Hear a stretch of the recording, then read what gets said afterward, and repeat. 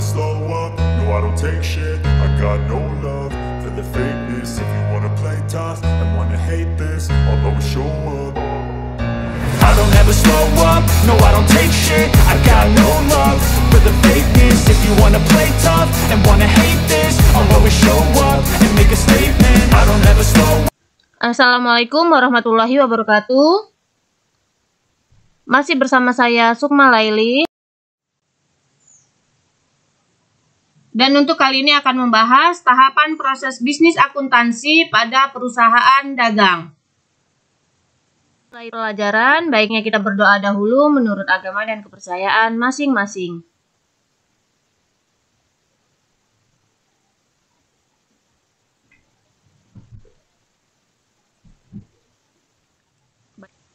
Proses bisnis akuntansi pada perusahaan dagang, di sini alurnya. Jadi ada alur pada perusahaan dagang dimulai dari transaksi, lalu jurnal. Dari jurnal di sini kita menggunakan jurnal khusus dan jurnal umum untuk perusahaan dagang. Jurnal khusus terdiri dari jurnal pembelian, penjualan, penerimaan kas, dan jurnal pengeluaran kas, ditambah dengan jurnal umum yang tidak dapat dicatat di dalam jurnal khusus. Setelah jurnal, kita akan posting ke dalam buku besar. Lalu, posting ke dalam buku besar ini ada buku besar utama dan buku besar pembantu. Buku besar pembantu terdiri dari piutang dagang, utang dagang, dan persediaan barang dagang. Dari dalam buku besar ini, kita akan mencatat neraca saldo, lalu membuat AJP atau ayat jurnal penyesuaian, dan neraca saldo setelah disesuaikan dengan menggunakan kertas kerja 10 kolom atau neraca lajur. Lalu akan membuat laporan keuangan. Laporan keuangan yaitu ada laporan laba rugi, laporan perubahan ekuitas, dan neraca. Lalu kita akan membuat jurnal penutup yang nantinya jurnal penutup ini akan diposting ke dalam buku besar dan jurnal penyesuaian juga diposting ke dalam buku besar. Setelah membuat jurnal penutup, maka akan dibuat neraca saldo setelah penutupan dan pada awal periode akan melakukan transaksi lagi. Jadi ini merupakan proses bisnis akuntansi pada perusahaan dagang. Kita akan lihat satu persatu. Yang pertama, dokumen transaksi. Jenis-jenis dokumen transaksi yang ada pada perusahaan dagang, di sini ada faktur pembelian atau penjualan, yaitu merupakan bukti pencatatan transaksi pembelian atau penjualan secara kredit. Lalu dokumen transaksi berikutnya ada dokumen bukti kas masuk atau BKM. Bukti pencatatan transaksi penerimaan uang secara tunai akan dicatat atau menggunakan dokumen transaksinya yaitu dokumen kas masuk. Lalu berikutnya ada dokumen bukti kas keluar atau BKK, bukti pencatatan transaksi pengeluaran uang secara tunai.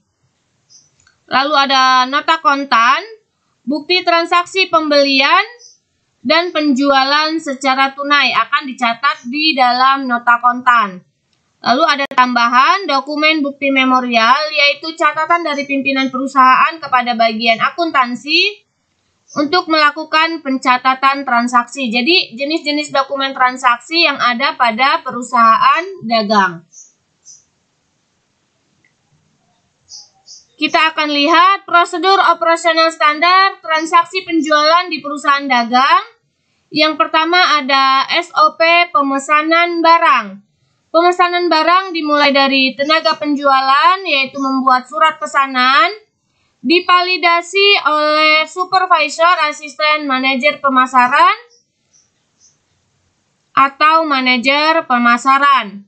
Lalu dicatat ke dalam administrasi umum. Lalu berikutnya, prosedur yang kedua yaitu SOP analisis penjualan kredit. Apabila ada penjualan kredit, maka dari surat pemesanan diterima atau ditolak oleh tenaga penjualan. Diterima, maka akan dicatat oleh accounting, lalu disahkan oleh kepala cabang atau administrasi umum. dan dicatat sebagai administrasi pengiriman. Kita lihat prosedur operasional standar transaksi penjualan perusahaan dagang berikutnya, yaitu yang ketiga, SOP pengiriman barang. Untuk SOP pengiriman barang, surat pesanan dari administrasi gudang, lalu masuk ke bagian gudang, lalu dari bagian gudang mengeluarkan faktur penjualan dan surat jalan, dan dikirim ke bagian pengiriman.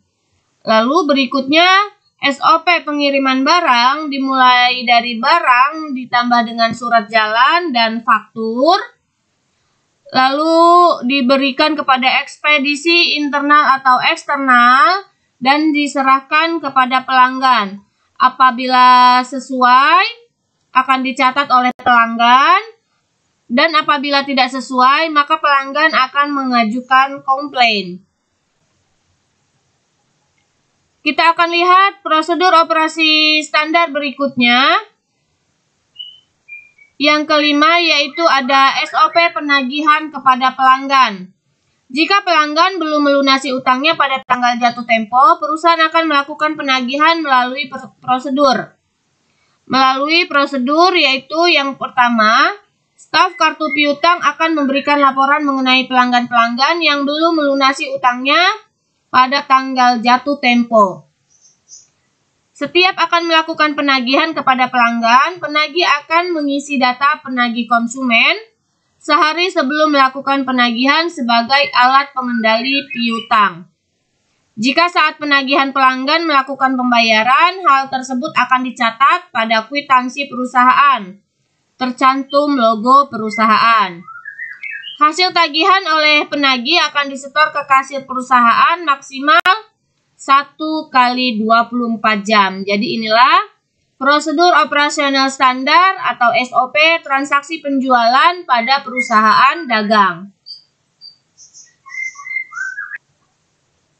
Kita akan lihat prosedur berikutnya, yaitu di sini ada jurnal yang dipakai pada perusahaan dagang, yaitu jurnal khusus, terdiri dari jurnal pembelian atau purchase journal. Jurnal pembelian yaitu jurnal yang digunakan untuk mencatat transaksi pembelian barang secara kredit. Lalu ada jurnal penjualan atau sales journal. Jurnal penjualan yaitu jurnal yang digunakan untuk mencatat transaksi penjualan barang secara kredit. Lalu ada jurnal penerimaan kas atau cash receipt journal, yaitu merupakan jurnal yang digunakan untuk mencatat seluruh penerimaan kas dari semua transaksi dan bersifat menambah kas. Lalu berikutnya ada jurnal pengeluaran kas atau cash payment journal. Jurnal yang digunakan untuk mencatat semua pembayaran kas ke berbagai transaksi pengeluaran. Jadi ini merupakan jurnal khusus. Bagian berikutnya kita akan mempelajari memposting jurnal ke dalam buku besar. Untuk memposting jurnal ke dalam buku besar, yang pertama mencatat saldo awal akun berdasarkan data pada neraca saldo bulan sebelumnya. Lalu berikutnya mencatat tanggal transaksi pada buku besar sesuai dengan jurnal. Lalu mencatat nomor halaman jurnal ke kolom referensi akun yang bersangkutan. Dan yang terakhir mencatat angka jumlah debit jurnal pada kolom debit akun buku besar dan catat angka jumlah kredit jurnal pada kolom kredit akun buku besar. Kita akan lihat prosedur berikutnya, yaitu membuat jurnal penyesuaian dan menyusun neraca lajur. Penyesuaian untuk akun pembelian, biaya angkut pembelian dan persediaan barang dagang awal, maka akan di jurnal, yaitu apabila menggunakan harga pokok penjualan di debit, pembelian, beban angkut pembelian, dan persediaan barang dagang awal di sebelah kredit.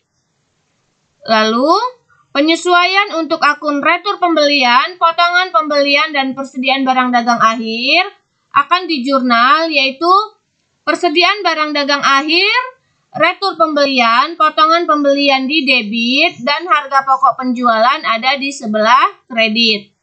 Jadi inilah jurnal penyesuaian apabila kita menggunakan harga pokok penjualan untuk persediaan barang dagang awal dan akhir. Setelah membuat jurnal penyesuaian, saldo akun pembelian, beban angkut pembelian, retur pembelian, dan potongan pembelian menjadi 0. Dengan demikian, nilai akun persediaan dan HPP sudah menunjukkan nilai persediaan akhir yang sebenarnya. Selanjutnya, perusahaan akan membuat neraca lajur atau worksheet. Setelah membuat neraca lajur, berikutnya menyusun laporan keuangan. Menyusun laporan keuangan yang pertama yaitu laporan laba rugi. Laporan laba rugi merupakan laporan keuangan yang menggambarkan kinerja keuangan selama periode tertentu. Lalu ada laporan posisi keuangan atau neraca. Laporan neraca merupakan laporan keuangan yang menyajikan informasi terkait perubahan posisi keuangan perusahaan. Laporan keuangan yang ketiga ada laporan perubahan ekuitas, yaitu laporan yang menyajikan informasi terkait perubahan ekuitas perusahaan dalam satu periode akuntansi. Dan yang keempat ada laporan arus kas. Laporan arus kas ini merupakan laporan yang menyajikan informasi perubahan keluar masuk kas dan setara kas perusahaan selama satu periode. Lalu ada tambahan catatan atas laporan keuangan. Catatan atas laporan keuangan yaitu catatan yang diletakkan pada bagian akhir laporan keuangan dan tidak diungkapkan melalui angka, jadi hanya berupa catatan. Prosedur berikutnya yaitu mengentry jurnal penutup. Untuk jurnal penutup adalah jurnal yang digunakan untuk menutup semua akun nominal pada akhir periode. Jurnal penutup yang digunakan untuk perusahaan dagang, di sini ada akun bersaldo normal kredit atau pendapatan yang awalnya di sebelah kredit akan ditutup di sebelah debit. Di sini penjualan di debit dan ikhtisar laba rugi di sebelah kredit. Lalu berikutnya, akun bersaldo normal debit, HPP dan beban yang awalnya ada di debit dibuat jurnal penutup yaitu ikhtisar laba rugi di debit dan HPP serta beban ada di sebelah kredit. Jadi kita tutup. Lalu yang ketiga ada akun ikhtisar laba rugi. Ikhtisar laba rugi apabila laba maka ditutup ikhtisar laba rugi di debit dan ekuitas di sebelah kredit apabila menggunakan ekuitas atau laba ditahan. Jika rugi, maka ditutup ekuitas atau laba ditahan di debit dan ikhtisar laba rugi di sebelah kredit. Lalu yang keempat, menutup akun prive atau pengambilan pribadi, maka di jurnal ekuitas di debit dan prive di sebelah kredit. Apabila menggunakan dividen atau dia berupa saham, maka ditutup untuk akun dividen, laba ditahan di debit, dan dividen di sebelah kredit. Jadi inilah jurnal penutup yang diperlukan pada perusahaan dagang. Berikutnya ada menyusun neraca saldo setelah penutupan. Pada tahap akhir, jurnal penyesuaian dan jurnal penutup yang telah dibuat harus diposting ke buku besar tiap akun, sehingga dapat diketahui saldo akhir dari setiap akun. Dengan demikian, pada neraca saldo setelah penutupan akan terlihat bahwa akun yang masih memiliki saldo hanya akun real. Itulah tadi prosedur bisnis akuntansi pada perusahaan dagang. Semoga bermanfaat. Terima kasih. Wassalamualaikum warahmatullahi wabarakatuh.